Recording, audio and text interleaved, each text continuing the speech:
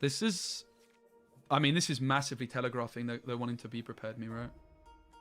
So, interesting decision. Interesting decision? No, I don't think it's an interesting decision. I think it's actually a pretty easy, straightforward decision. You're going to want to play both Smees here, and here's why.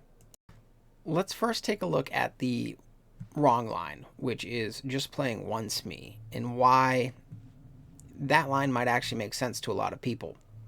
So by playing one Smee, if your opponent does have the Be Prepared, you save the other Smee. That's one Smee that you don't lose, and it's still in your hand. But what kind of value does that Smee actually have to you? You only have 5 ink.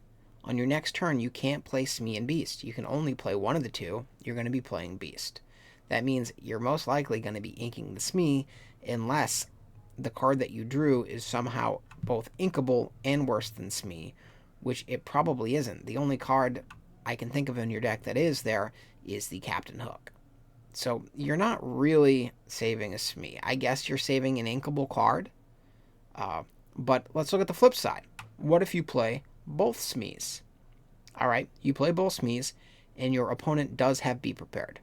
You lose a Smee that you wouldn't have lost otherwise, and in the grand scheme of this game, it's not really a big deal. But what if we are in the world where your opponent doesn't have Be Prepared? Well, then the game's over. The game is just over. We're way too far ahead. You're going to be gaining too much lore, and playing the second Smee will win you the game in this situation. So the upside of playing both Smees is you win the game. The downside of playing both Smees is you lose an extra Smee, which really, at this point in the game, isn't that big of a deal. On what to do.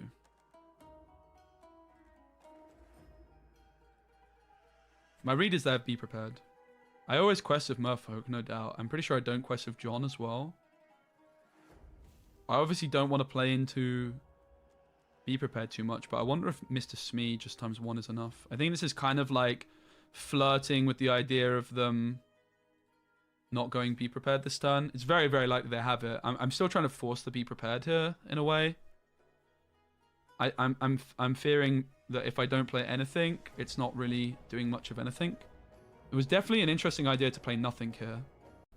Unless interesting recently became synonymous with bad, I don't see how playing nothing there would have been interesting. Playing nothing there would have been the absolute worst thing you could have done, because now, even if they have Be Prepared, they don't have to play it, and they can just get value with any other card in their deck, which is every other card in their deck, because all of their cards give them value.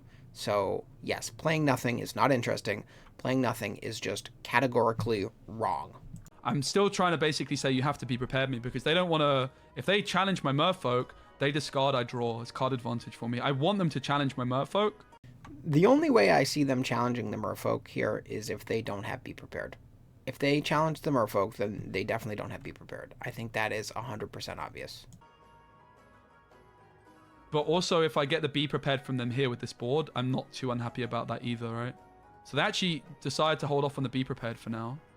He has 100% convinced himself that they have a Be Prepared. I don't know if you heard what he just said, but he said they have decided to hold off on using the Be Prepared for now when they attacked into his Merfolk and let him draw a card, and they discarded a card. There's no way they're doing that with a Be Prepared in their hand. There just isn't. So he's just blinded. He's seeing ghosts. He's seeing Be Prepared ghosts. And you can't play the game as if they always have the answer, because they don't always have the answer. In fact, more often than not, they don't have the answer. Now, in this case, where they've drawn a few extra cards with Merlin Goat and then also friends on the other side, the odds of them having a Be Prepared, it's more likely than not that they have a Be Prepared, but it's nowhere close to 100%. So you can't operate under the assumption that they for sure have the Be Prepared, because they don't for sure have it. I'm just 1 away, man. I think I just lose from here. Fortunately, Queen's Castle's absolutely broken. This card is just so ridiculous. I mean, you can just see why. Did my opponent deserve to win this game, guys? Your opponent deserved to win the second you started to play not to lose as opposed to playing to win. You know, that when you didn't drop that second Smee, That was the game. That was it. And that's the point in this game where your opponent deserved to win. Now, as for Queen's Castle being broken, it's very strong against you because all of your characters have low power. So you have a very hard time dealing with Queen's Castle. Every deck has a card that's just ridiculously strong against them. You know, decks with Maui, they don't really care about Queen's Castle. Decks with site removal don't really care about Queen's Castle. Your deck, sure, yeah, it's pretty OP against your deck, but it's not even anywhere close to the best card in the game. So you're being a little ridiculous there. Answer, no, they did not. But Queen's Castle just existed and won them the game on its own. It's so busted. It's so broken. I don't think there's anything I can find which saves the day here. I think I just lose. Yeah, you're going to need to find a time machine and go back to your 5th turn if you want to win this game. They probably be prepared or something because Queen's Castle somehow draws them 3 cards! 3 cards! I'm losing my hair over this damn card. I hate it so much. This is not new. I'm always losing my head over this card. It's so broken, man. GG, I guess. I got Queen Castled on. What am I supposed to do, man? Like, literally, what am I supposed to do? Don't say play Rise of the Titans. They had 2 Queen's Castles.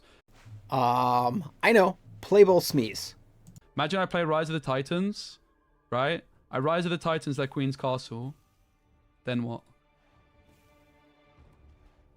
They play another one. Pog. 1 away, man. 1 away. I'm very sad.